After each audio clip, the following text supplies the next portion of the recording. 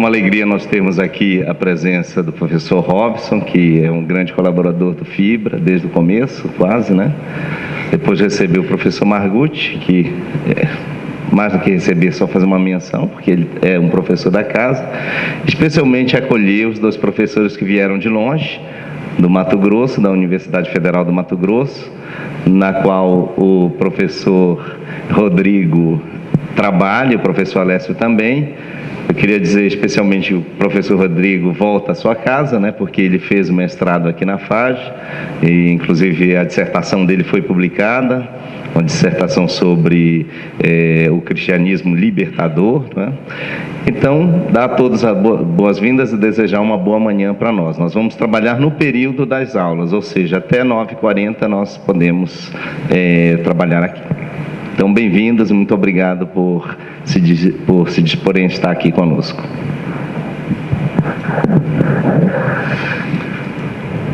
Bom dia. Obrigado, professor Delmar, pelas palavras. Praticamente foram apresentados. Nós temos aqui o professor Alessio, da Universidade de Mato Grosso, o professor Margutti e o Rodrigo.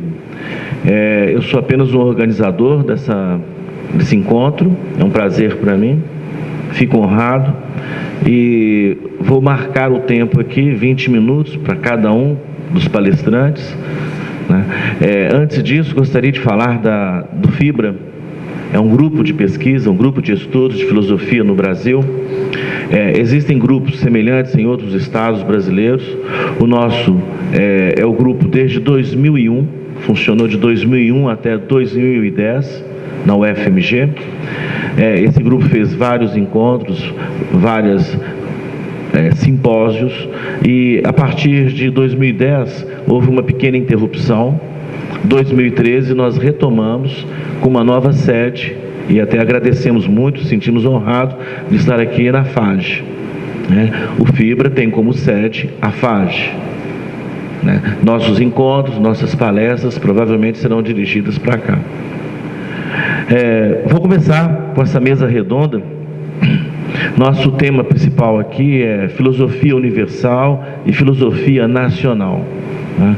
20 minutos para o professor Alessio. O professor Alessio é mestre em filosofia pela Universidade Federal do Paraná e é professor atual na Universidade Federal do Mato Grosso. A especialidade dele é a área de educação, ética, política, cidadania e o ensino de filosofia. Professor Alessio. Bom dia a todos. Sou muito grato pelo convite. Agradecer especialmente ao professor Rodrigo, que vocês conhecem bem. Tenho trabalhado com ele nos últimos 3 anos. O professor Margutti, a quem eu admiro muito, já tive a oportunidade de estar com ele na UFMT, num evento que a gente organizou lá. Rapidamente, quero dizer para vocês que eu optei por fazer a leitura de um texto, porque 15, 20 minutos a gente não pode extrapolar, e o tema que eu vou apresentar é um tema inicial de uma pesquisa, quer dizer, é uma pesquisa que está começando praticamente, tem ambições maiores, e essas ambições têm a ver com o ensino de filosofia.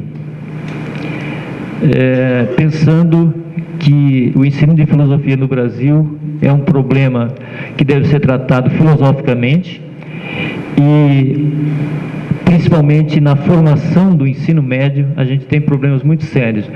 Um dos pressupostos dessa pesquisa é que a filosofia, o ensino de filosofia deve levar mais a sério o conceito de interdisciplinaridade, e na minha perspectiva pessoal, a relação, o diálogo entre a filosofia e a literatura é muito precário e a gente deveria investir nisso.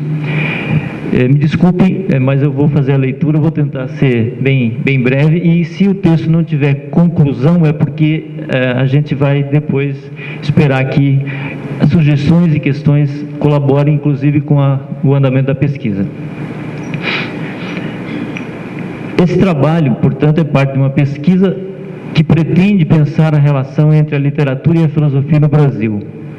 Coloca-se numa perspectiva comum a ideia de formação daquilo que nós somos ou podemos vir a ser enquanto unidade cultural brasileiros.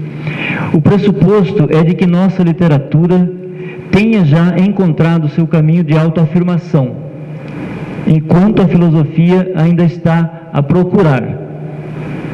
Seja dependendo do ponto de vista, uma procura lenta, mas consistente, desde os primeiros esboços de um pensamento próprio, datado do período colonial. Seja tateando nos escuros corredores das academias do século XX e XXI.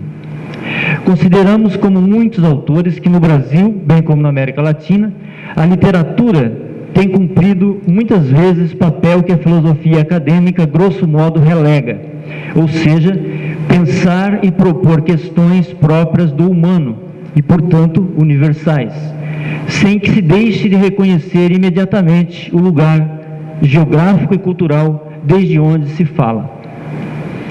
No caso da filosofia, muitas vezes, sujeito e objeto ainda se encontram deslocados por modismos e modelos interpretativos através dos quais continuamos a olhar a nós mesmos como uma espécie de o outro, sem que nos desvencilhemos da perspectiva de que o mundo tem um centro e, consequentemente, uma periferia. Considerando o status alcançado por nossos literatos, postulamos que é de grande proveito para a filosofia brasileira uma aproximação orgânica e um diálogo aprofundado com nossa literatura.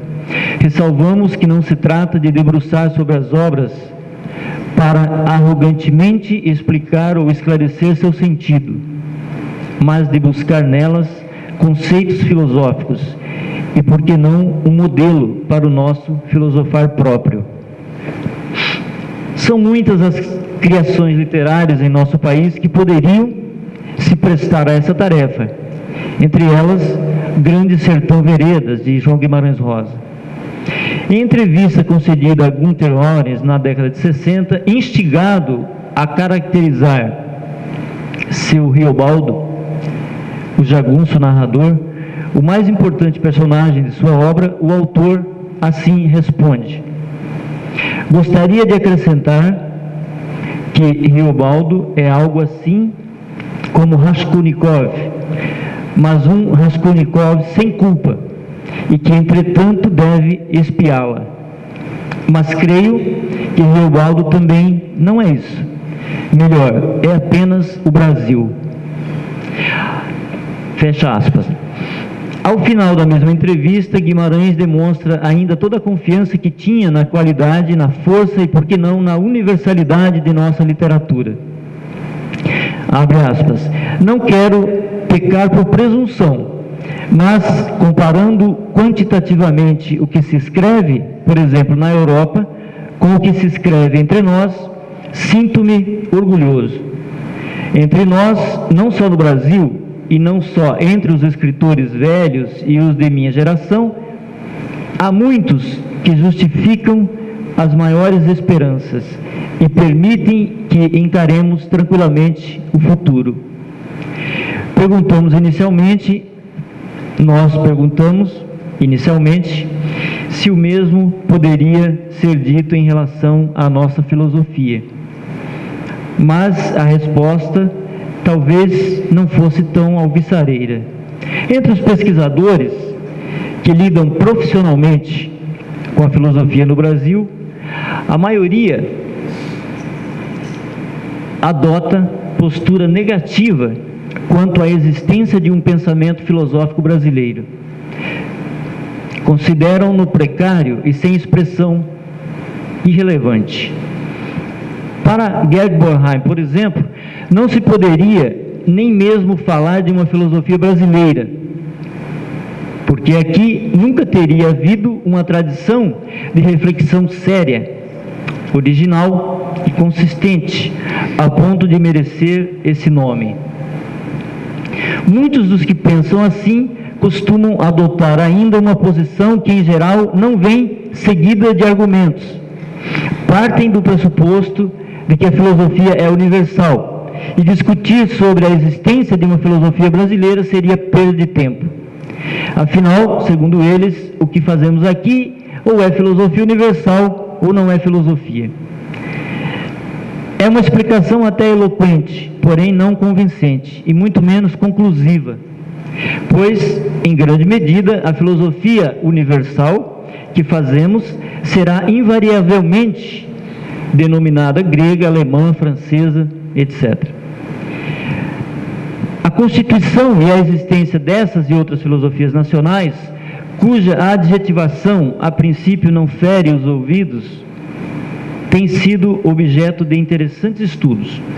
Tais trabalhos, como o de Antônio Paim, Leonardo Prota e José Maurício de Carvalho, entre outros, têm mostrado, por exemplo, o reconhecimento de que, aqui abre aspas, tá? Abre aspas, o reconhecimento de que a história da filosofia universal forma uma tradição dentro da qual se pode identificar trilhas particulares.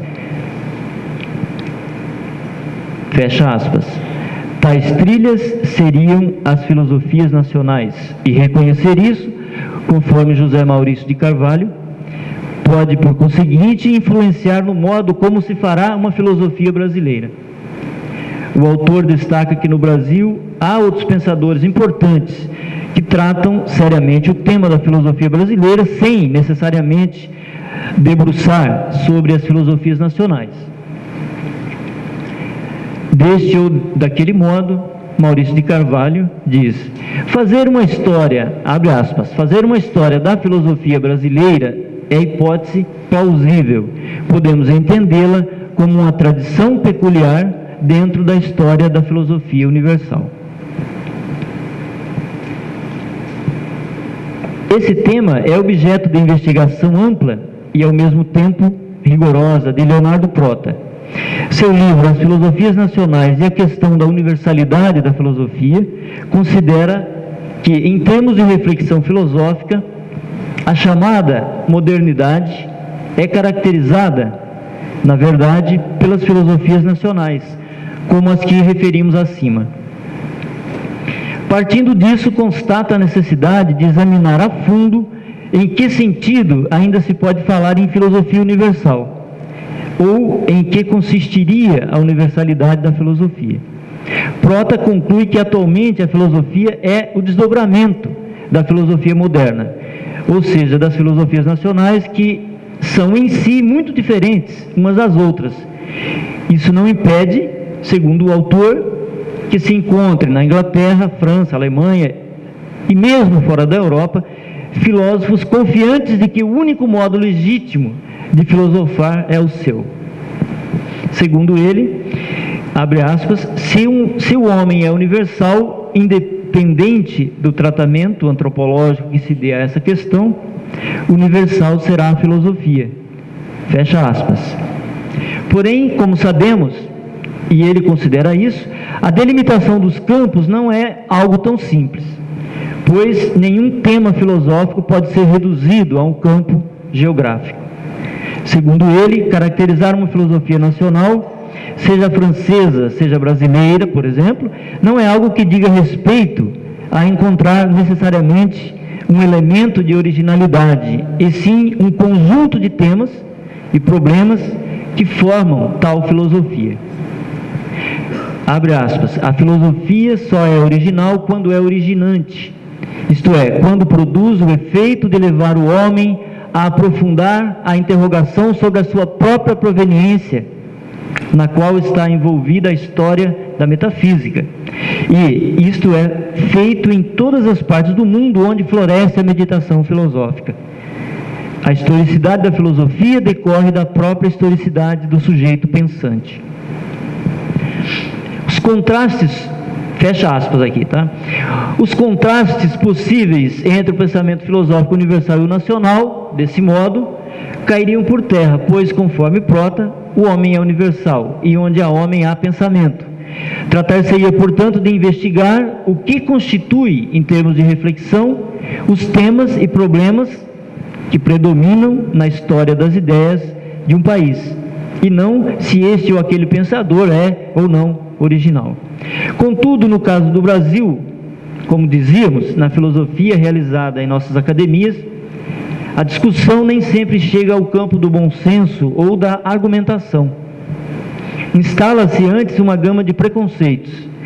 Esses levam, entre outras coisas, à inexistência nos currículos de graduação de disciplinas como filosofia brasileira ou filosofia no Brasil, ou ainda outras afins, que pudessem tratar de constituir aquele conjunto de temas característicos ou aquela tradição de reflexão própria que os arautos da universalidade dizem que nos faltam.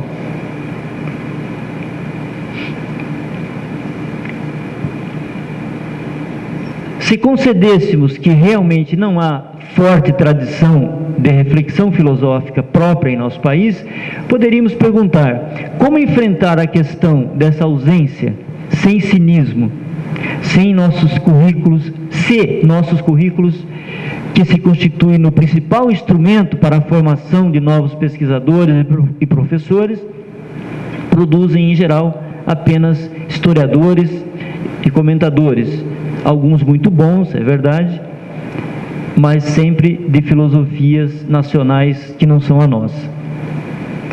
Se por outro lado sustentássemos, como é o caso aqui, que há sim uma produção filosófica considerável em terras brasileiras, como superar os preconceitos e como fazer com que essas obras sejam lidas e façam parte da formação dos estudantes?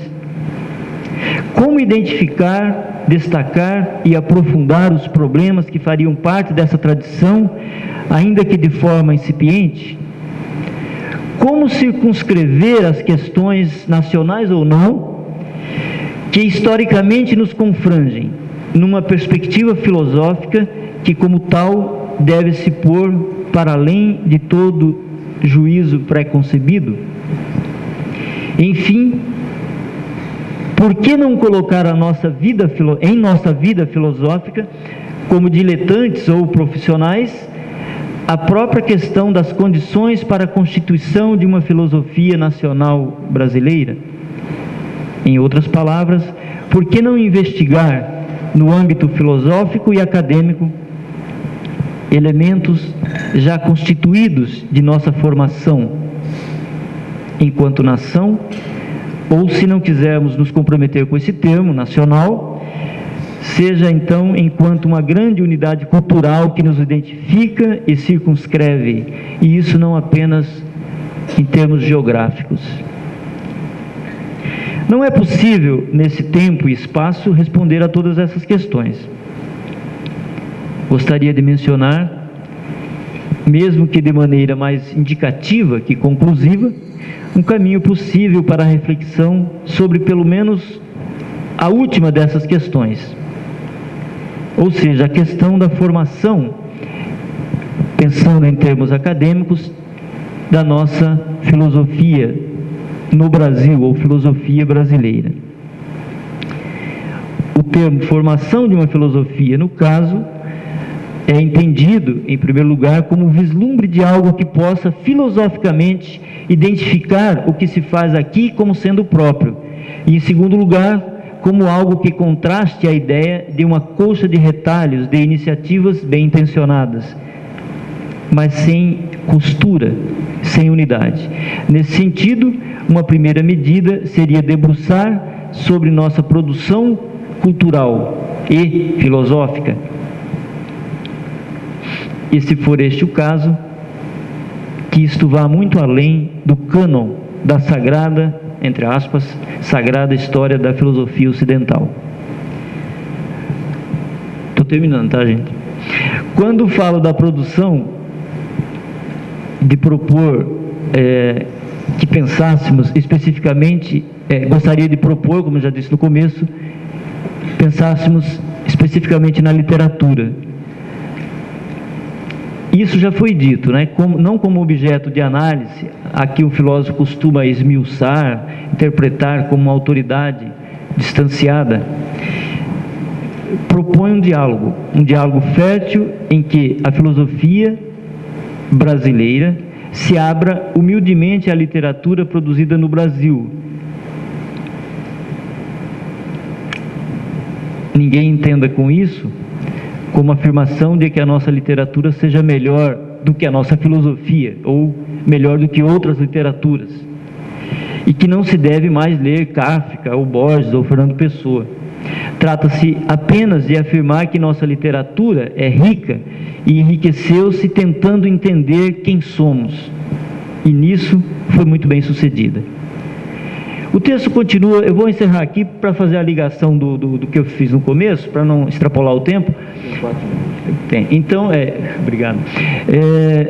Nesse sentido que eu dizia antes de começar a ler o texto, que eu vejo uma demanda para as pessoas que lidam com filosofia no Brasil, uma demanda urgente, que é discutir seriamente com os jovens em formação no ensino médio questões filosóficas, mas questões filosóficas que possam minimamente nos identificar, nas quais a gente possa se reconhecer. Eu falava da interdisciplinaridade, eu e o professor Rodrigo temos lidado há um bom tempo com metodologias de ensino, com a questão do ensino da filosofia, e a gente percebe muitas limitações na formação dos profissionais que vão lidar com isso, e acaba acontecendo uma restrição ao livro didático, uma restrição da formação ou das possibilidades de se trabalhar filosoficamente limitadas ao livro didático, que muitas vezes é um instrumento pobre e não está aberto. A gente já fez esse levantamento, não está, de um modo geral, os livros didáticos não estão abertos para nenhuma dessas questões que eu levantei aqui. Estão bastante restritos ao cânon, aquilo que está consagrado como história da filosofia ocidental, em que não se deve mexer.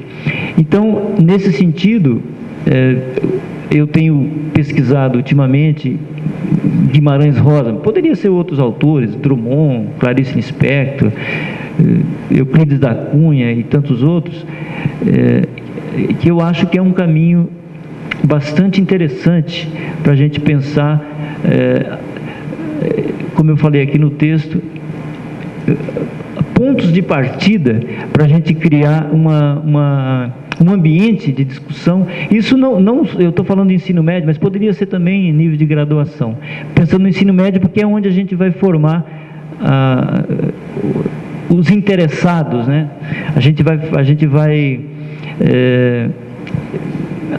avisar que existe filosofia no Brasil. Há uma galera que, para usar o termo que eles usam, né?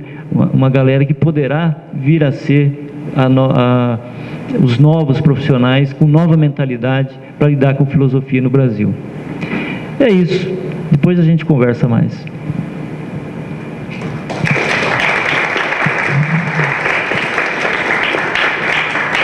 Obrigado, Alessio. Isso vai dar muitas perguntas aqui, né? Essa abordagem aqui. Mas nosso planejamento é de ter as palestras de cada um dos nossos convidados e no finalzinho 40 minutos para discussão, ok? Eu passo a palavra agora para o professor Paulo Margutti. Acho que nesse local aqui agora dispensa mais apresentações.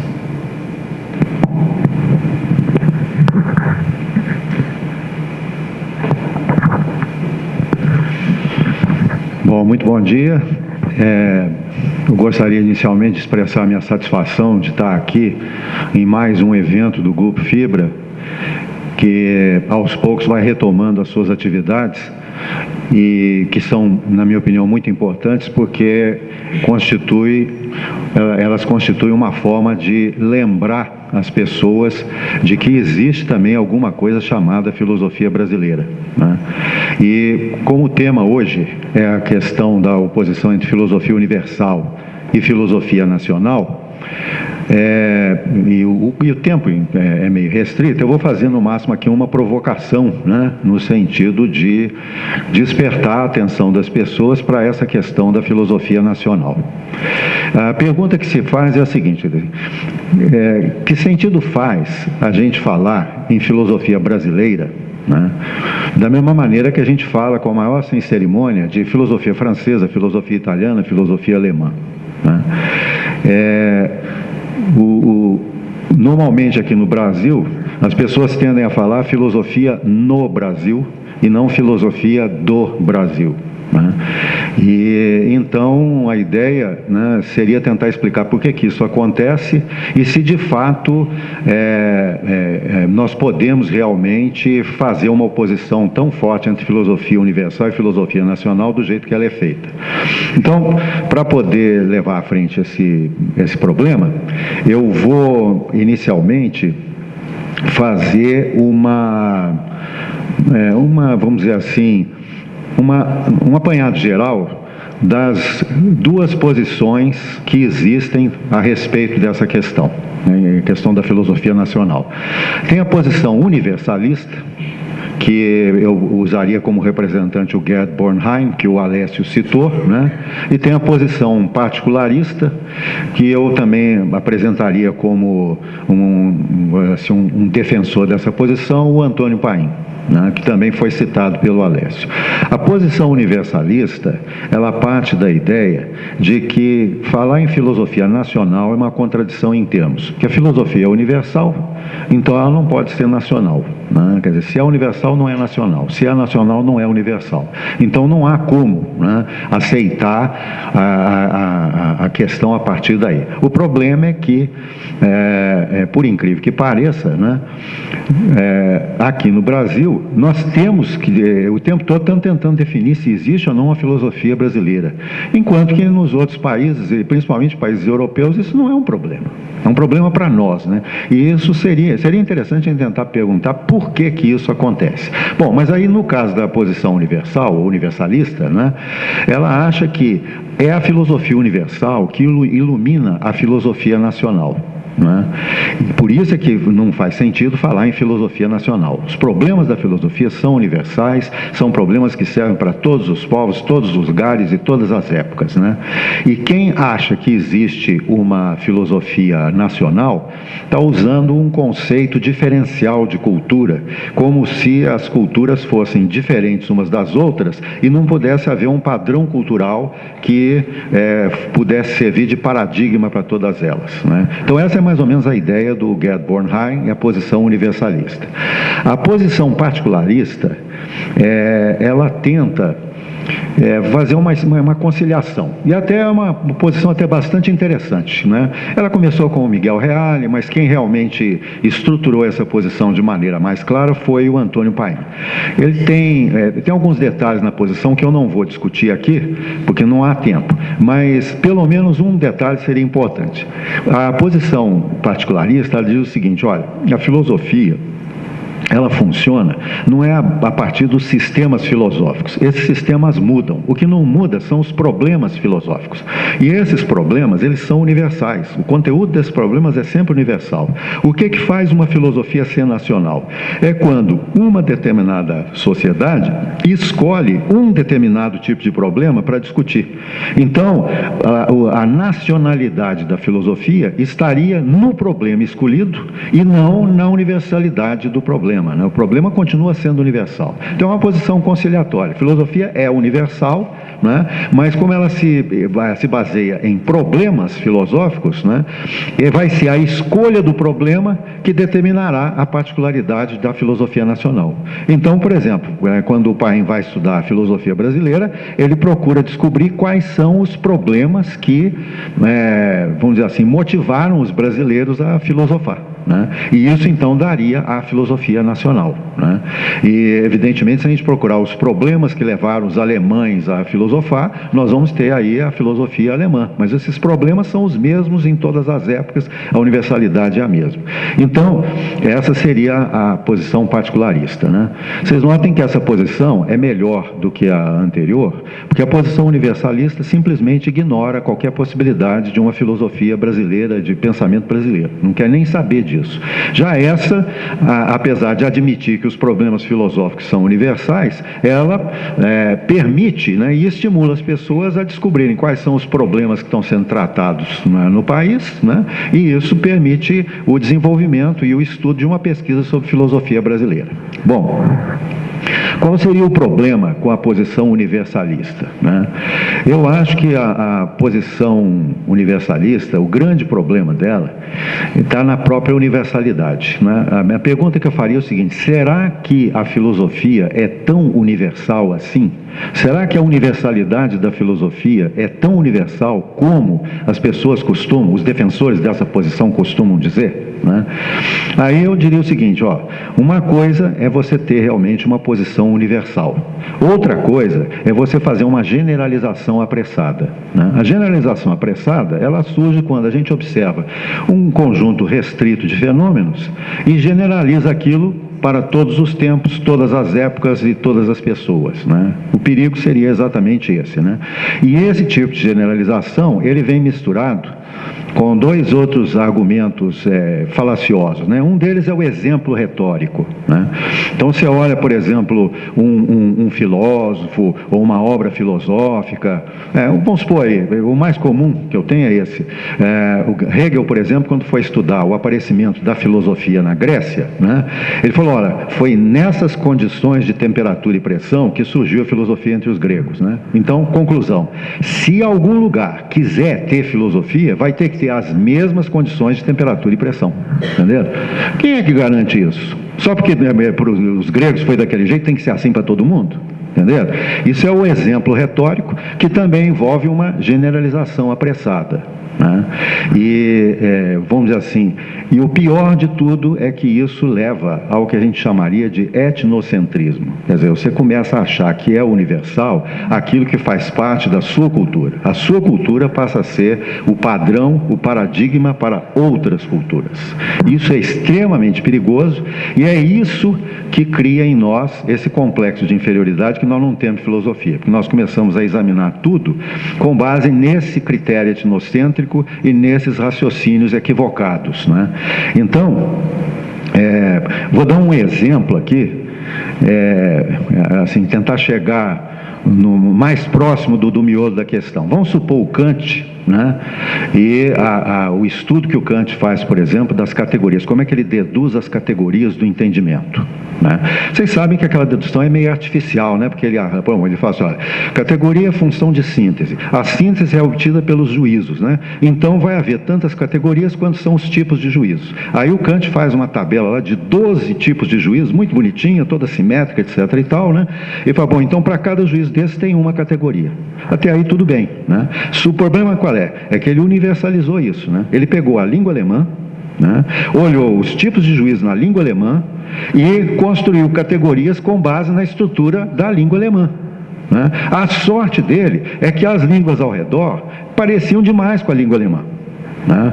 Agora, se vocês forem perguntar para um chinês, para um japonês, por exemplo, vai ficar mais difícil para ele aceitar isso, porque não bate muito com o sistema de categorias ou possíveis categorias que ele pudesse ter, entendeu?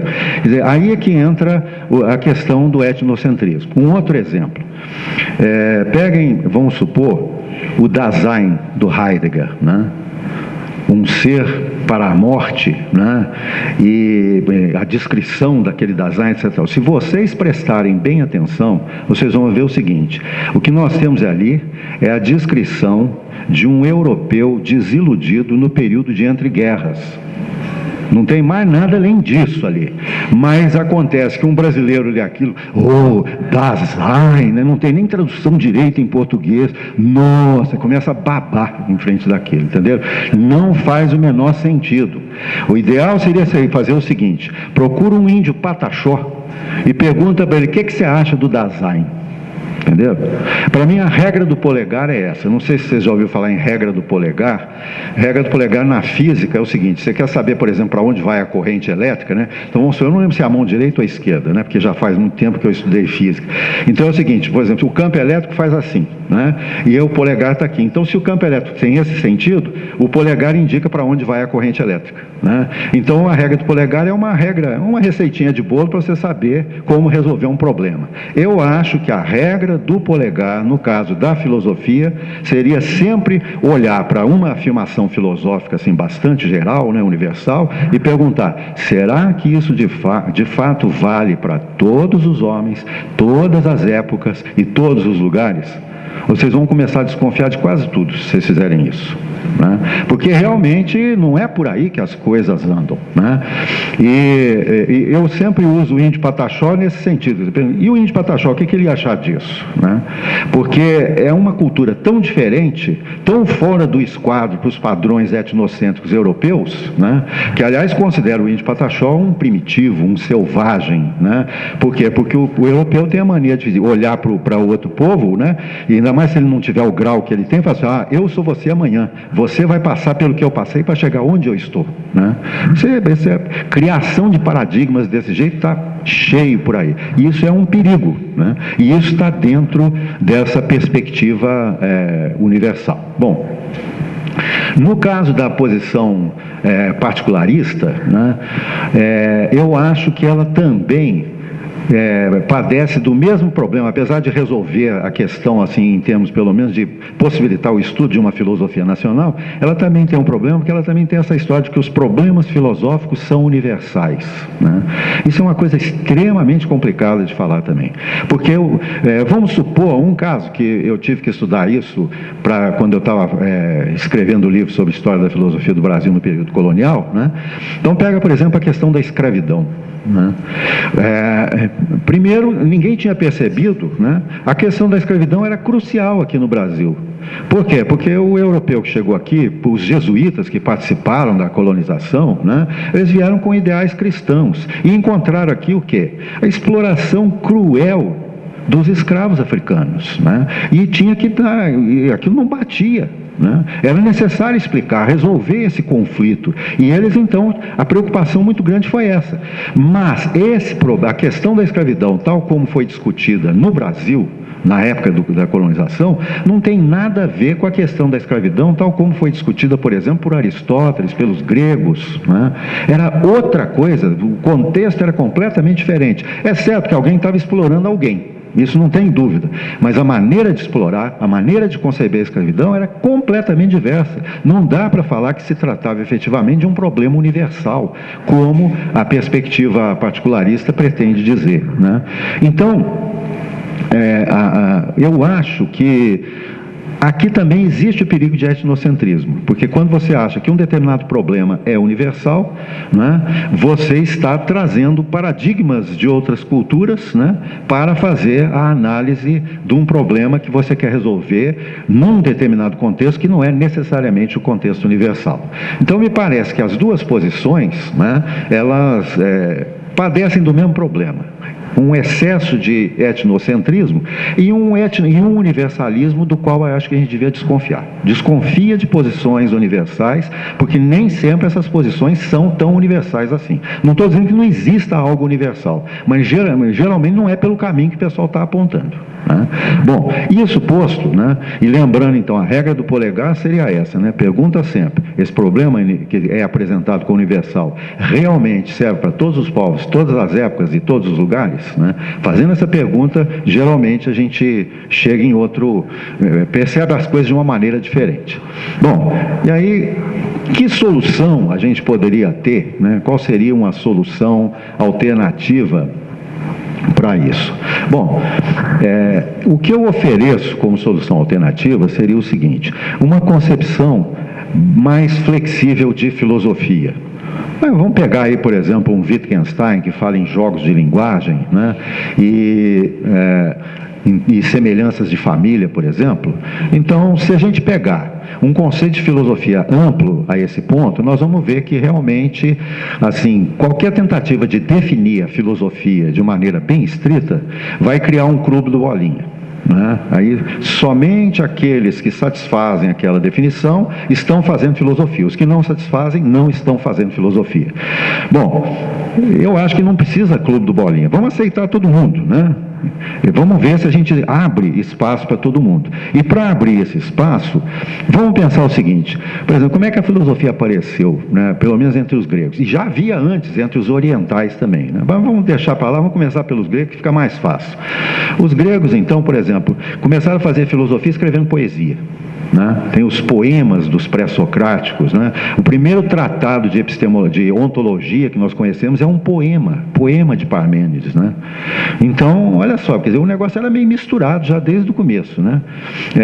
Platão, por exemplo, escreve diálogos, que são peças literárias, e, no entanto, ninguém se preocupa em discutir o fato de que a gente está fazendo filosofia em cima de uma peça literária, né? O Aristóteles foi um que, assim, parece mais com aquilo que os critérios da CAPES hoje em dia exigem, né? Quer dizer, ele tem um texto acadêmico, etc. e tal, mas é apenas outra forma, né? Exemplos de pensadores que saíram completamente do esquadro e que, se apresentassem os seus trabalhos, né, numa universidade brasileira que seguisse os critérios da CAPES, eles não passariam. Vocês têm, por exemplo, o Wittgenstein, o Heidegger, o Nietzsche, né? Cada um escreveu de um jeito completamente diferente, né? Tem uma mistura ali de literatura, de filosofia, acontece de tudo. Então, se a gente ficar, né, criando esse tal clube do bolinha que eu citei para vocês, muitos desses autores teriam que sair do nosso esquema, né? Então, eu acho que precisaria ter uma abertura maior nesse sentido e reconhecer que de muitas manifestações culturais possuem significado filosófico e que a gente deveria levar em conta esse significado filosófico. E no caso específico do Brasil, como nós somos provenientes de uma tradição ibérica, os ibéricos sempre tiveram como paradigma de filósofo o Sócrates. E o Sócrates, o que é? Um sujeito que não escreveu nada, né? E é melhor, vocês já pensaram, quer dizer, o sujeito ser famoso até hoje, não escreveu absolutamente nada, né? Simplesmente viveu a sua filosofia. E os ibéricos têm uma tendência maior a fazer isso, né? Viver a filosofia, são mais intuitivos, né?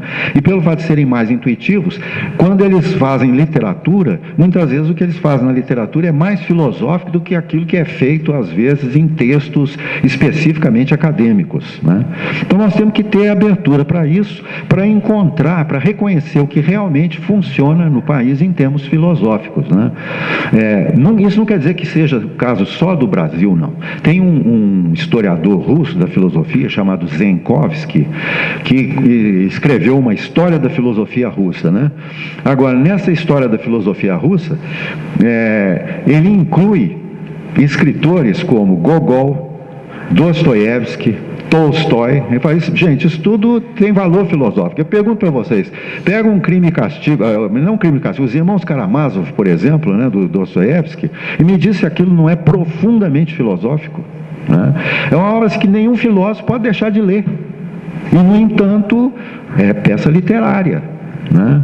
Eu acho que nós temos que ter uma abertura maior nesse sentido, nessa direção, porque se tiver essa abertura nós vamos ter melhores condições de perceber o que realmente está acontecendo em termos filosóficos no país, né? Isso significa o seguinte, que nós temos que ter mais respeito pela alteridade, fazer o oposto do que o filósofo europeu etnocêntrico costuma fazer e que nos tem influenciado até hoje. Ele não respeita a alteridade, ele mede a alteridade com base nele, no padrão que ele constituiu.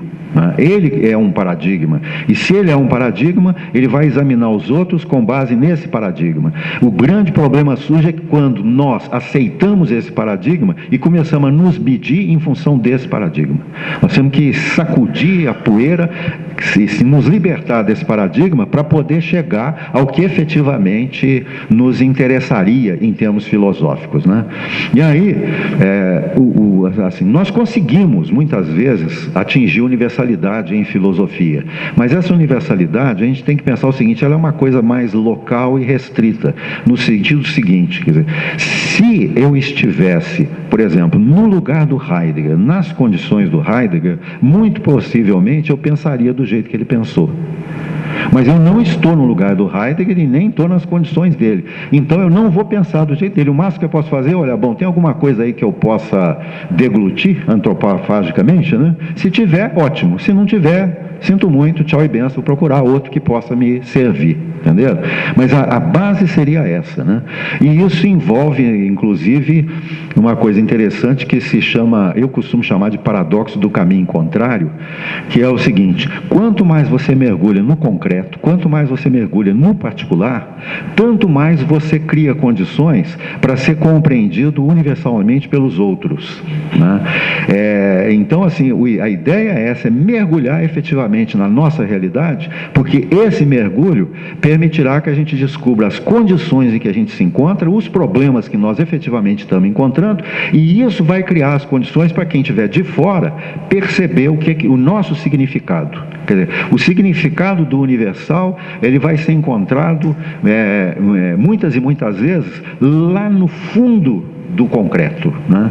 E vamos dizer assim, fazendo isso, né? Ou para fazer isso, só tem uma alternativa, quer dizer, é ouvir realmente a alteridade, ter a cabeça aberta para maneiras diferentes de fazer filosofia, porque se a gente não fizer isso, nós vamos continuar marcando passo, achando que o Brasil tem no máximo, quer dizer, filosofia aqui é filosofia no Brasil e não filosofia do Brasil. Eu garanto para vocês que, se vocês estudarem, eu tenho olhado mais recentemente, eu tenho já pesquisado século XIX e século XX, né?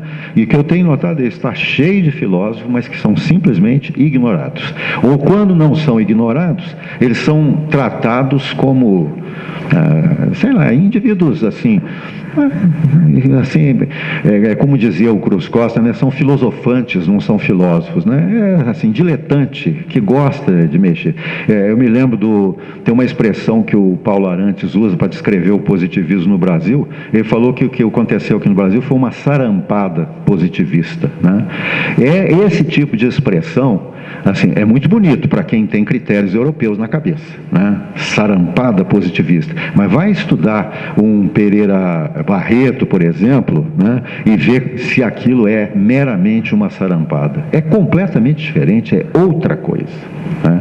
Então, basicamente, que eu queria colocar isso para vocês. Peço desculpas, eu passei 2 minutos do tempo, né? Passar a palavra para o próximo. Obrigado.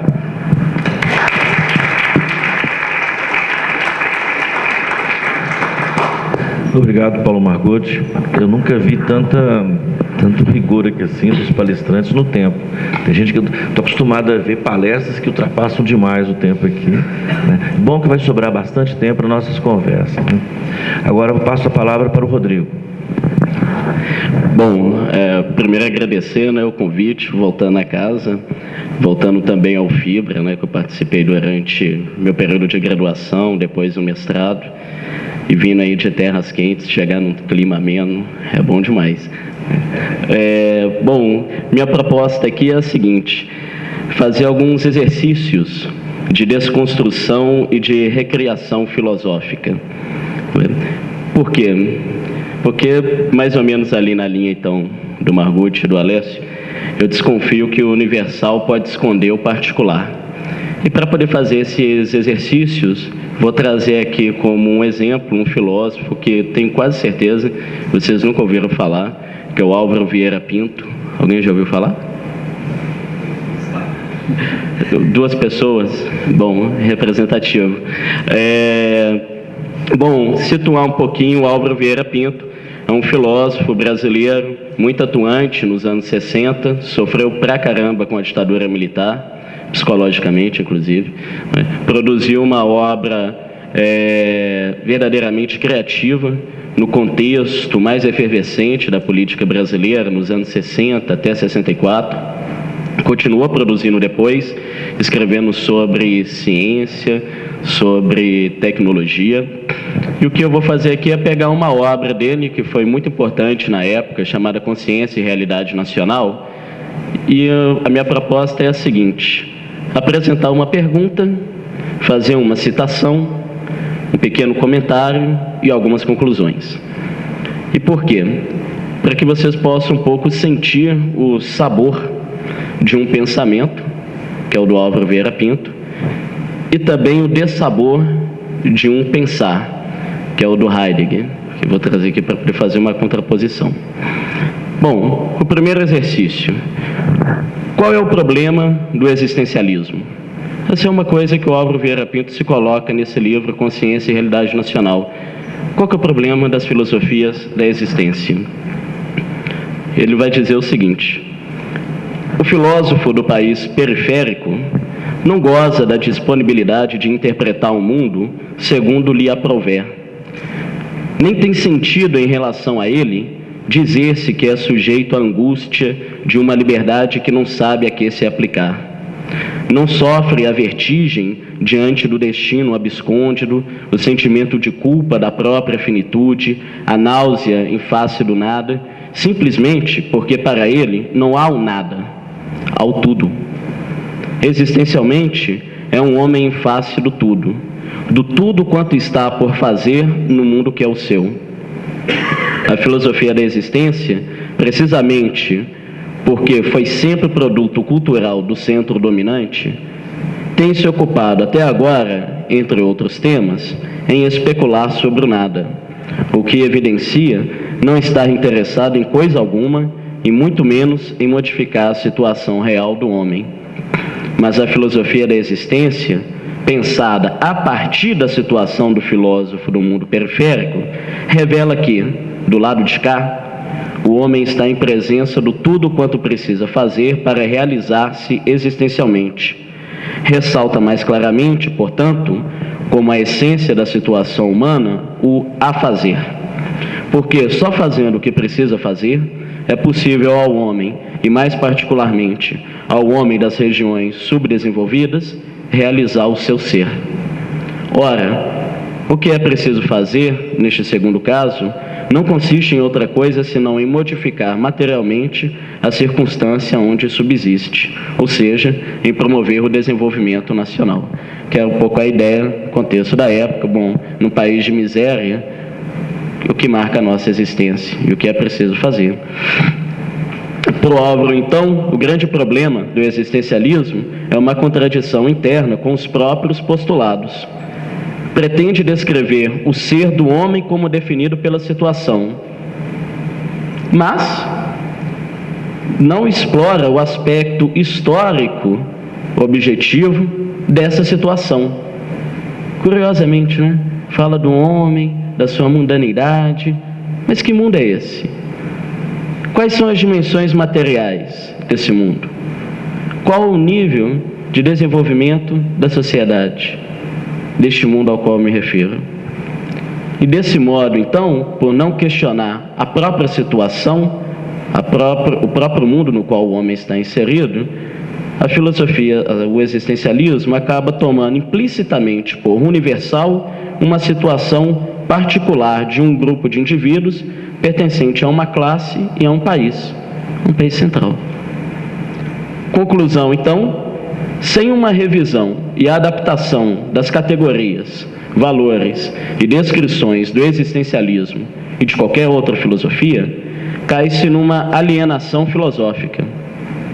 É preciso, portanto, denunciar as insuficiências dessas concepções para recriá-las e torná-las operativas na análise concreta do homem concreto de nosso contexto.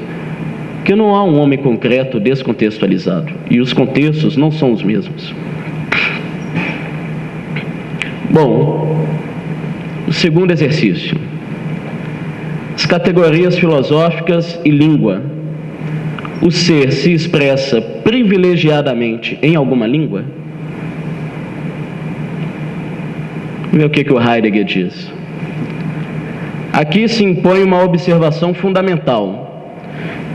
se nós agora ou mais tarde prestamos atenção às palavras da língua grega, penetramos numa esfera privilegiada. Lentamente vislumbramos em nossa reflexão que a língua grega não é uma simples língua como as europeias que conhecemos. A língua grega, e somente ela, é logos. Disto ainda deveremos tratar ainda mais profundamente em nossas discussões. Para o momento sirva a indicação. O que é dito na língua grega é, de modo privilegiado, simultaneamente aquilo que, se dizendo, se nomeia. Se escutarmos de maneira grega uma palavra grega, então seguimos seu leguém, o que expõe sem intermediários. O que ela expõe é o que está aí diante de nós. Pela palavra grega, verdadeiramente ouvida de maneira grega, estamos imediatamente sem presença da coisa mesma, aí diante de nós, e não primeiro apenas diante de uma simples significação verbal. Isso está no texto do Heidegger chamado O que é isto? A filosofia? Privilégio da língua, privilégio do ser. O ser se diz autenticamente de uma única maneira. Uma posição um pouco diferente do Álvaro. A expressão alemã in der Welt sein, em que foi originalmente pensado o conceito de homem como ser no mundo, presta-se a um desdobramento que a língua portuguesa permite, distinguindo entre os dois sentidos confundidos no idioma de origem do verbo sein, estar e ser. Ao declararmos que o homem é um ser cujo atributo é sein no mundo, temos de optar na tradução entre estar no mundo e ser no mundo. Ora, a verdade é que o pensamento do autor metropolitano pretende dizer as duas coisas simultaneamente, mas não dispõe em seu idioma de recursos linguísticos para separá-las e estabelecer a verdadeira correlação de sentido entre ambas. Há na intimidade do sein no mundo um nexo interior que a nossa língua faculta não apenas pensar implicitamente, mas exprimir. Somos, então, levados a descobrir este aspecto ainda não considerado do problema. O homem que está no mundo também é no mundo, como o que funde na sua pessoa existencialmente os dois sentidos no único: está no mundo para ser no mundo. Logo, a natureza do homem é um ser e estar no mundo, sendo o estar no mundo o caráter estático e passivo. A noção do homem como posto no mundo é o achar-se um ente humano na convivência de outros entes humanos e inanimados, que formam para ele o espaço circunstante, em parte social, em parte físico, onde se acha, onde lhe é dado existir, que o contém, envolvendo. Mas um homem é também ser no mundo, onde apresenta então um caráter dinâmico e ativo, o modo de uma presença no mundo. Ser significa aqui constituir-se tal como é, e ser em significa constituir-se tal como é no âmbito onde lhe é dado estar. Portanto, o estar no mundo é um dado, o ser no mundo é um processo. Ser o que se é, realizar-se, implica um estar no mundo. Este estar é o que possibilita o meu ser. Mas, até aí, o que ganharíamos em termos analíticos com essa distinção linguística? Para Álvaro Vieira, há uma descoberta importante nessa investigação. Ao compreender que só estou no mundo para ser, revela-se-me com insuspeitada luminosidade uma relação complementar. Só sou porque estou, ou, em outras palavras, sou o que sou porque estou no mundo onde estou. E que mundo é este onde estou para ser? O mundo do filósofo europeu é um mundo em geral, inconscientemente visto sob uma posição privilegiada, de país central e, assim, destituída de historicidade. Já para o filósofo periférico, o mundo é relativo e local, circunstância pobre que é preciso modificar pelo trabalho prático, e não um mundo inqualificado sobre o qual se põe a pensar. A situação, o estar no mundo, não é mero suporte passivo que sustenta meu ser para que me faça livre da forma que desejar ser. O espaço onde estou não desempenha, portanto, a simples função de me proporcionar dados sensoriais e convívio social, mas é ingrediente do meu ser. E sinto porque o ser que vou ser, eu constituo na base das possibilidades reais que tal espaço me confere. Não é possível pensar um ser sem o estar. E esse estar não é o mesmo em todos os lugares. Conclusão do Álvaro. Há uma necessidade, então, de se reformular uma analítica da existência a partir de um contexto próprio. Do contrário, cai-se no idealismo. E uma conclusão particular: não há privilégio linguístico na filosofia. Toda língua permite pensar. A diversidade linguística permite melhor pensar e exprimir o que se pensa. Possibilita mesmo desentranhar, pela exploração de um pensamento, a partir de um pensar numa língua diferente da língua originária do pensamento abordado. Talvez percebamos assim inusitadas formas de pensar. Terceiro exercício, ainda um tempinho? Tá. Existência autêntica e inautêntica. É possível pensá-las sem se referir a um mundo concreto? Uma pequena citação. A autenticidade do ser do homem não é subjetiva, mas objetiva e concreta. Implica a compreensão da sua relação necessária ao mundo e, portanto, a historicidade deste mundo. Não é o caráter ontológico do indivíduo que se recolheu ao privatismo, desligando-se do ambiente. Não é o repúdio do cotidiano e da repetição banal, mas a resoluta aceitação do real, na plena verdade e no consciente propósito de sê-lo, pelo encontro com o mundo e pertencimento a ele. Autêntico e inautêntico são caracteres que se definem pelo entendimento que a consciência tiver da sua relação com a realidade. Nesse sentido, então, Álvaro Vieira reformula o que se chama de autenticidade e de inautenticidade da existência. Autêntico seria a existência que se comporta segundo a forma de pensar crítico. E o que seria isto? Seria aquela consciência a que se sabe condicionada pelo modo de ser do mundo e indaga a cada momento dos motivos objetivos sobre os quais deve assentar a sua ação. Enquanto o inautêntico é a existência que se comporta segundo a forma de um pensar ingênuo. Mas o que seria um pensar ingênuo? Seria aquela consciência que, desconhecendo ou negando o seu condicionamento material e histórico, julga fazer para si própria a lei única a que obedece. E qual é o problema? O problema é que o pensar ingênuo, em determinados momentos, forçosamente tem que reconhecer o seu condicionamento diante do mundo. Todo pensar é condicionado diante do mundo. E ao fazer isso, qual é o subterfúgio de uma consciência ingênua? Ela acaba cindindo a atividade do homem em duas. Denomina inautêntico os afazeres diários, o cotidiano, a prática.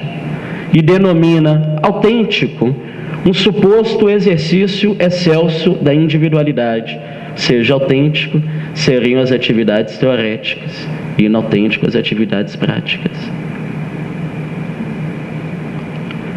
A posição de Álvaro não há divisão entre atos, prático ou teórico, mas entre os sentidos em que se revestem os atos. O gesto mais banal tem direito a pertencer a um modo autêntico de existir, se oriundo de decisão do pensamento crítico, do mesmo modo que a mais sublime das atitudes pode não passar de deplorável e às vezes cômica ingenuidade. Ou seja, a filosofia pode ser ingênua se ela não parte de uma reflexão do seu mundo, que é diferente de acordo com os contextos. A existência autêntica será aquela, pois, que se incorpora ao processo da realidade social e no engajamento da transformação do mundo, não ficando enredada em uma subjetividade isolada que se julga soberana à realidade que a circunscreve. Bom, feito esses pequenos exercícios, algumas considerações finais. Primeira, o universal talvez não seja tão universal quanto se pensa. Então, o perigo de importarmos categorias e não recriarmos as categorias com as quais lidamos. Em filosofia, isso é muito comum. Segunda consideração final, a necessidade, então, de um diálogo intercultural, né? Articular as distintas formas de fazer filosófico, não para enquadrá-las em uma única forma ou definição, mas para permitir que as formas diferentes de filosofar se fecundem mutuamente e se recriem. E para isso é necessário, então, uma nova atitude. E sem combinar com o Margucci, peguei o Wittgenstein aqui. Só que aí eu modifiquei um pouquinho o Wittgenstein, quando ele vai falar de jogos de linguagem. E se a gente substitui, que ele chama de jogos de linguagem, palavra, pelo termo filosofia, dá uma noção interessante de filosofia. Em vez de indicar algo que é comum a tudo aquilo que chamamos de filosofia, digo que não há uma coisa comum a esses fenômenos, em virtude da qual empregamos para todos a mesma palavra, mas sim que estão aparentados uns com os outros de muitos modos diferentes. E por causa desse parentesco, ou desses parentescos, chamamos-los todos de filosofias. Obrigado.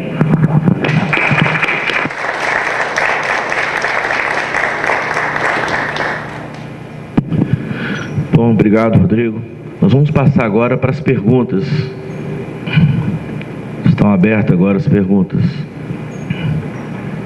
Pois, a filosofia, então, trabalha, ao meu ver, trabalha com um discurso argumentativo e que no diálogo com outros filósofos podem, as teses defendidas, proposições tratadas podem ser refutadas. Na literatura, poderia haver refutação? Eu poderia dizer que uma literatura, um poema, está errado em algum sentido?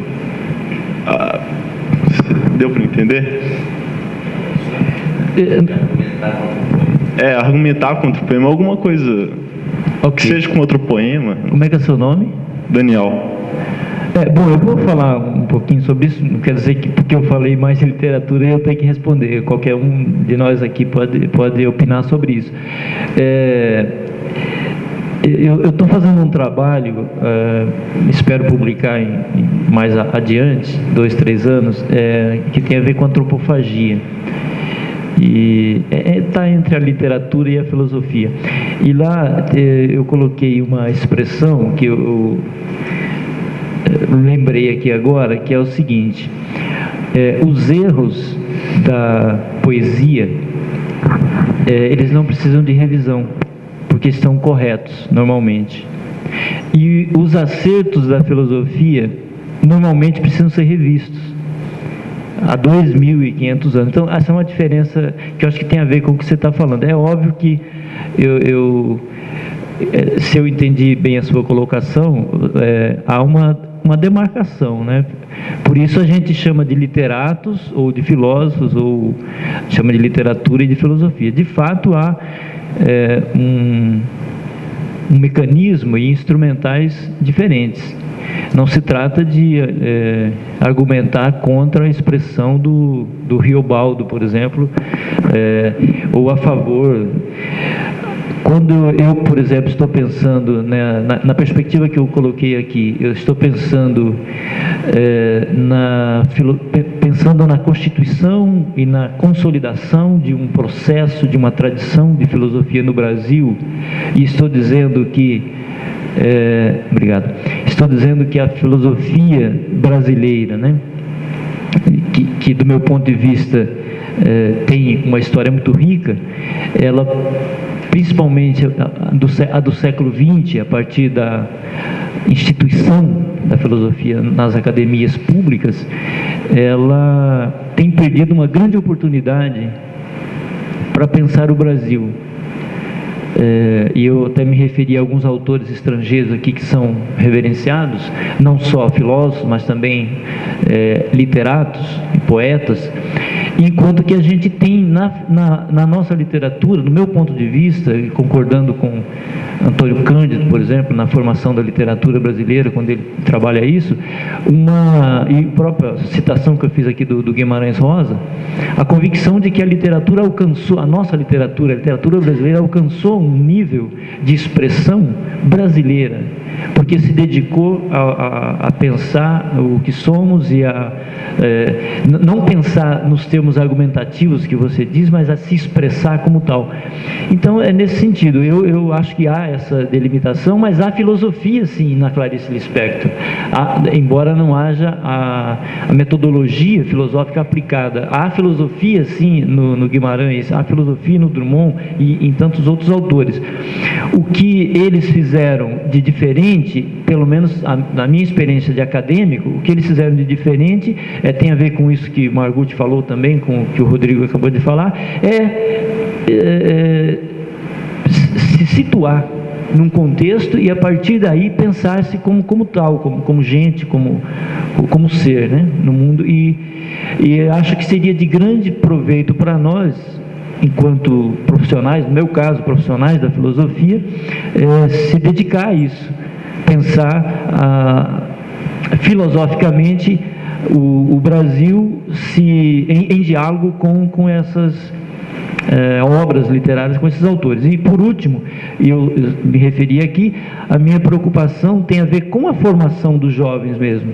E aí eu acho que reforço o que eu disse no texto, eu acho que tem um grande filão para a gente pensar as metodologias de ensino, principalmente no ensino médio, trabalhando a partir de coisas muito mais palpáveis, inclusive talvez até mais interessantes para eles, dependendo do modo como se faz. Às vezes a filosofia, por exemplo, a gente trabalha na graduação, e quando lá pelo segundo, terceiro ano do curso de graduação você fala de um filósofo ou pergunta sobre um filósofo brasileiro ou sobre a filosofia brasileira, eles causam um espanto, porque no máximo o cara se interessou por filosofia por algum motivo lá, porque leu um texto do Nietzsche, porque leu alguma coisa assim, normalmente acontece isso, mas aquele que passou pelo ensino médio, ele viu 2, 3 calhamaços assim de material didático e nunca viu escrito lá o nome de um brasileiro.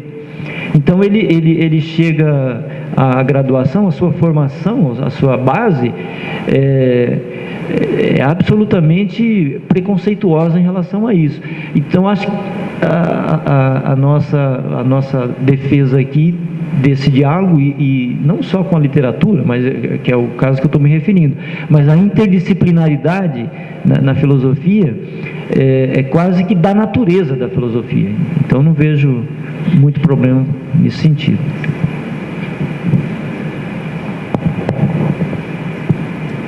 Eu pedi para fazer um acréscimozinho às observações do Alessio. Eu gostaria só de lembrar o seguinte: quando você define, assim, você estabelece que para ser filosofia tem que ter discurso argumentativo, você já criou um clube do Bolinha, né? E cuidado, e mesmo que você tivesse certo, lembra do poema de Parmênides, que é um poema e que pode ser refutado. né? É um poema que tenta definir as propriedades do ser, e quem não concorda com Parmênides vai ter que refutar o que foi apresentado na forma de poema, né? Então, eu diria assim, depende do poema, né? Se o poema for filosófico, você vai encontrar muita coisa ali. E é importante levar em conta também que a filosofia não é só discurso. A filosofia envolve também determinadas intuições, e muitas vezes essas intuições só têm uma expressão melhor pelo viés literário, né?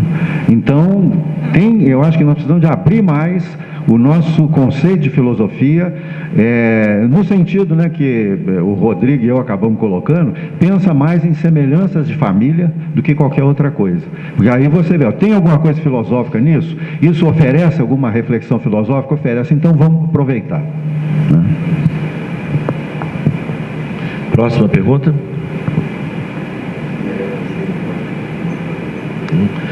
Vitor, você pode vir aqui até o microfone?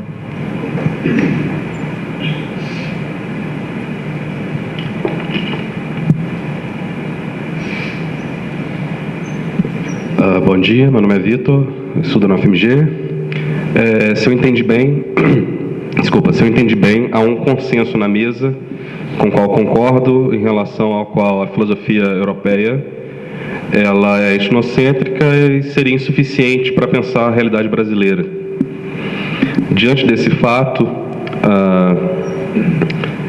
eu perguntaria assim, então, por que estudar filosofia europeia e como estudar a filosofia europeia de forma que ela nos ajude a pensar a nossa realidade. Eu não sei se o professor Margucci colocou que a antropofagia seria talvez um caminho. Como fazer antropofagia no estudo de filosofia, conseguindo se inserir no ambiente acadêmico, respeitando as normas da CAPES, etc. Obrigado. Eu tenho a impressão que nós precisamos reformular a maneira pela qual se ensina filosofia no país. Desde que a filosofia começou a ser ensinada no país, desde a primeira universidade, mais ou menos na época, quer dizer, no século XX, né? Desde o aparecimento da USP, por exemplo, com o método hermenêutico que a USP desenvolveu, a ideia central era a seguinte, que a mente brasileira é indisciplinada, amante de novidade e estabanada teoricamente. Então tem que disciplinar essa mente inculta e bela, né? Então, como é que se faz para disciplinar? Bota esse pessoal para interpretar texto. E interpretar texto de maneira rigorosa, científica. E isso levou à situação atual com os critérios da CAPES, que são totalmente interpretativos. É como se dissesse o seguinte, quer dizer, nós perdemos o medo de interpretar, mas ainda temos medo de pensar autonomamente. Agora nós precisamos de ter essa capacidade, né? Recuperar essa capacidade, ou pelo menos começar a procurar por aí para ver se ela já não existe, já não tem gente fazendo isso, nós só estamos ignorando, não estamos vendo. Eu acho que isso é o que tem acontecido, que nós temos inúmeros pensadores, não é só literato, não, tem filósofo brasileiro mesmo que é simplesmente desconsiderado porque a gente está mais preocupado em estudar pensadores europeus, né? Então nós precisamos de ampliar o nosso interesse pelo pensamento filosófico brasileiro, começar a ler autores brasileiros, estimular o diálogo, pedir aos alunos que reflitam sobre aquilo que eles estão estudando, ao invés de simplesmente dizer assim, olha, Heidegger pensa assim, e eu tenho que dizer isso da maneira mais rigorosa possível, que é o que se espera do aluno, né? Agora eu acho que nós chegamos no momento que a gente diz assim, olha, o Heidegger pensa assim e eu acho isso do Heidegger, né? Agora é claro que aqui no Brasil, achar alguma coisa tem até o nome, achismo. O achismo é considerado um crime de lesa majestade, né?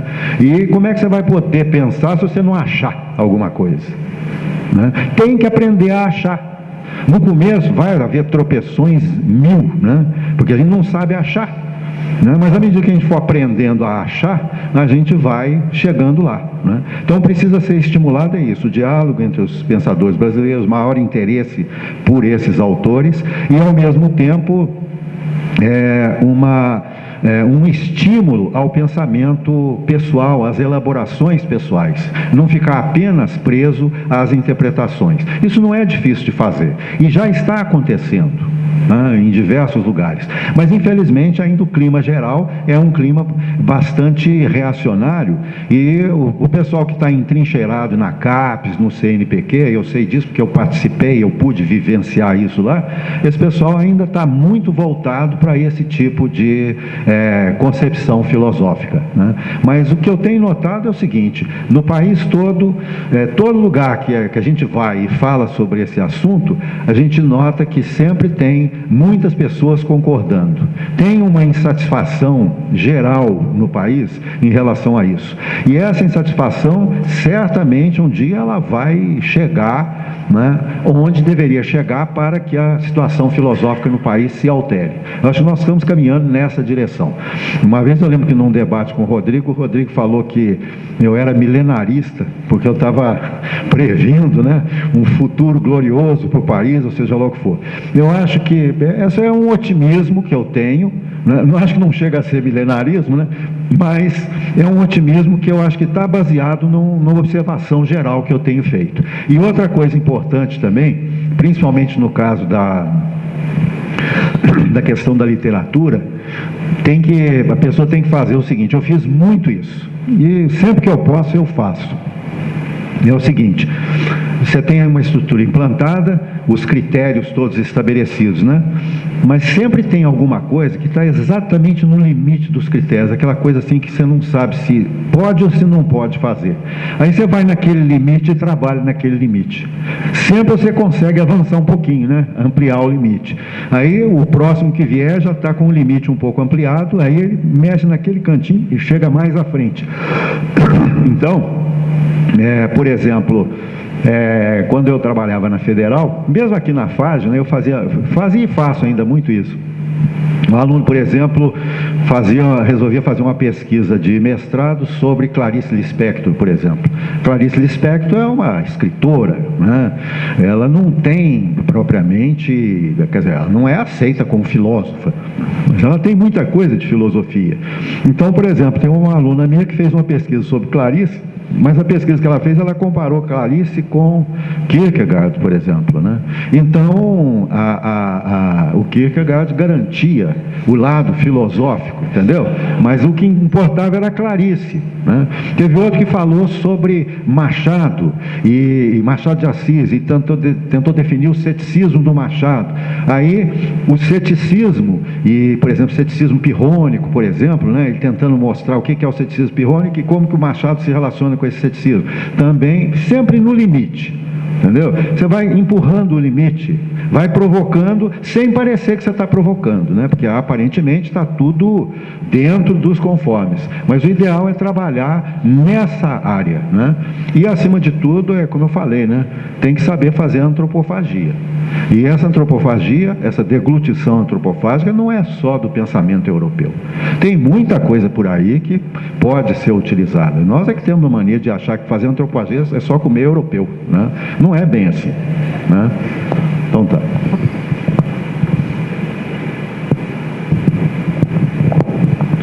Bom, Vitor, depois a gente vai mais tarde também tratar um pouco dessas questões que você colocou, tentando apontar algumas sugestões práticas e tal. De maneira mais geral, eu acho que tem dois grandes problemas, né? Um problema de forma e um problema de conteúdo, ou de modo filosófico de conteúdo. Acho que de modo filosófico, o que o Margutti falou, né? Falta uma apropriação. E um autor que me parece faz uma apropriação e cria filosofia, a partir disso é o Álvaro Vieira Pinto, dentre outros. Acho que o Paulo Freire faz isso muito bem, né? Acho que o Rubem Alves faz isso muito bem. Penso também que deixa eu pensar, algum outro autor aqui também que está me escapando, o Leonardo Boff, o Mário Vieira de Mello. Eu acho que você tem autores que fazem isso, estudam os pensadores europeus, extraem deles categorias que lhes interessam, modificam o que acham que é conveniente modificar, mas isso tudo por quê? Porque eles partem de um problema. Eles não partem de uma discussão meramente historiográfica. Eu acho que esse é um grande problema na formação acadêmica. A gente faz muito mais historiografia do que uma investigação problemática da filosofia, não é? Então, tem uma questão que é com relação à forma e tem uma questão que é com relação ao conteúdo. Acho que os nossos conteúdos necessitam de uma urgente revisão historiográfica na filosofia, coisa que talvez a área de história, a área de literatura já tem feito muito melhor. Elas questionam os cânones. A gente não questiona os cânones. A gente continua, querendo ou não, mais ou menos nessa perspectiva aqui do Heidegger. Olha o que diz o Heidegger. A frase, a filosofia grega em sua essência, não diz outra coisa que o Ocidente e a Europa, e somente eles, são, na marcha mais íntima de sua história, originariamente filosóficos. Isto é atestado pelo surto e domínio das ciências, pelo fato de elas brotarem da marcha mais íntima da história ocidental europeia, o que vale dizer do processo da filosofia. São elas capazes de marcar hoje, com seu cunho específico, a história da humanidade pelo orbe terrestre. Ou seja, desconsidera pura e simplesmente toda a construção histórica, política e militar de um domínio europeu sobre o mundo. E aí você coloca que isso é fruto de uma natureza intrinsecamente filosófica da Grécia e da Europa, como se a Grécia antiga se compreendesse como a Europa, coisa que é uma falácia também. Os europeus, que a gente chama hoje de europeus de ponta, alemães, franceses, eram bárbaros do ponto de vista dos gregos antigos. Então você precisa repensar até mesmo as periodizações. Calma aí. Será que é correto a gente falar de filosofia antiga numa linha do tempo que é eurocêntrica? Antiga, medieval, moderna, contemporânea. Passa tudo pela Europa, como se houvesse um desenvolvimento que vem lá de trás, deságua na Europa do final da Idade Média, que com o Renascimento acaba sendo o centro do mundo, com a modernidade, e se espalha pelo mundo, não é? Então, a necessidade de uma revisão dos conteúdos. E esses conteúdos significam, então, das filosofias espalhadas pelo mundo que a gente tem. Não só as nascidas no Brasil, na Latinoamérica, mas também na África, na Ásia. Mas mesmo assim ainda vale muito a pena estudar a filosofia europeia, só que também junto com outras. Isso por quê? Porque tudo que é humano me interessa. Simplesmente por isso.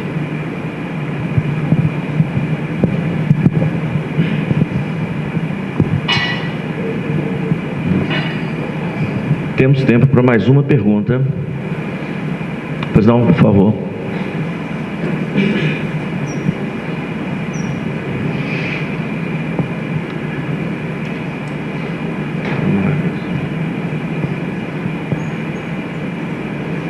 Tentar ser breve, porque afinal de contas é a última, mas a minha questão talvez seja mais para o professor Margutti, com relação a duas perspectivas, do universal e do particular. O senhor comentava dessa dificuldade que o senhor tem de criar um clube de bolinha, né, de um pouco se fechar aqui nesse discurso argumentativo. Agora, eu fiquei pensando se essa visão sua não partiria da premissa de que de um certo complexo de inferioridade da filosofia brasileira aqui, de se ter ela como inferior e, partindo desse condicionamento, agora combater o universalismo e, de certa forma, cairia naquela generalização apressada, dessa opinião particular acabar sendo universalizada para defender esse combate ao etnocentrismo ou esse respeito à alteridade. Se isso não seria, de certa forma, uma espécie de etnocentrismo e de fechamento na sua posição aqui brasileira. A sua pergunta é muito boa, e esse perigo sempre existe, né? Em filosofia, se bobear, você acaba virando etnocêntrico, né? O próprio Roth, ele fala, ó, eu sou etnocêntrico, eu reconheço, eu não tem nada que eu possa fazer, né? E realmente, assim, uma certa dose de etnocentrismo não há como evitar, né? Nós falamos português, vivemos numa determinada sociedade, numa determinada cultura, e isso acaba infeccionando tudo aquilo que você faz. Tem que reconhecer isso. Agora, o que precisa ser reconhecido também é a capacidade de diálogo, a capacidade de ouvir o outro, de se colocar no lugar do outro e pensar o que o outro pensou, né, para ver se aquilo pode ter alguma utilidade para você, né? Talvez o que mais, né, facilite escapar do etnocentrismo seja exatamente o fato de que você não está se estabelecendo como um novo paradigma. Tá? Porque o paradigma existente, ele envolve exatamente o complexo de inferioridade que você se referiu, né? O que eu tenho notado é que a maior parte das pessoas que estuda a filosofia brasileira, elas partem desse complexo de inferioridade. Quer dizer, o Brasil não tem filosofia, o brasileiro não tem cabeça filosófica, aqui não tem seriação de ideias, não tem nada. E essas afirmações são feitas dogmaticamente, sem qualquer estudo da situação. Eu procurei, e estou fazendo até agora, um estudo da situação para ver se eu faço uma indução, tipo aristotélico, né, para ver se realmente o que o pessoal está falando é verdade. E até agora eu encontrei foi o oposto. Quer dizer, existe uma filosofia brasileira, existe uma maneira brasileira de pensar as coisas, né, e essa maneira brasileira de pensar as coisas, ela assim, tem características próprias e serve para nós. Não faz sentido a gente querer achar que isso vai se aplicar ao restante, seja da América Latina, seja aos europeus. Eu acho que o nosso trabalho no momento fundamental é esse, é denunciar o domínio etnocêntrico de uma universalidade falsa, né? E se a gente conseguir fazer isso, eu acho que nós vamos ter uma condição melhor de chegar àquilo que o Sócrates dizia, já que o Sócrates costuma ser um paradigma para nós, né? Conhece-te a ti mesmo. Está faltando isso. Nós não nos conhecemos. Nós temos que ter esse trabalho de autoconhecimento, porque é através dele que nós podemos saber de onde viemos, né? Onde estamos e para onde possivelmente vamos. O pessoal, ninguém sabe direito de onde viemos. Existe toda uma visão distorcida disso. E essa visão distorcida afeta onde estamos também. E certamente afeta o futuro. Então, eu preciso de uma reformulação, um repensar, né? E esse repensar, eu acredito que ele é muito mais salutar do que não fazer nada, por exemplo, pelo medo de criar uma nova forma de etnocentrismo. Entendeu? Eu acho que não é o caso no momento. Eu acho que o momento é outro. O momento é de repensar, reavaliar a nossa situação para ver com o que nós estamos realmente contando, para ver o que deve ser feito a partir daí.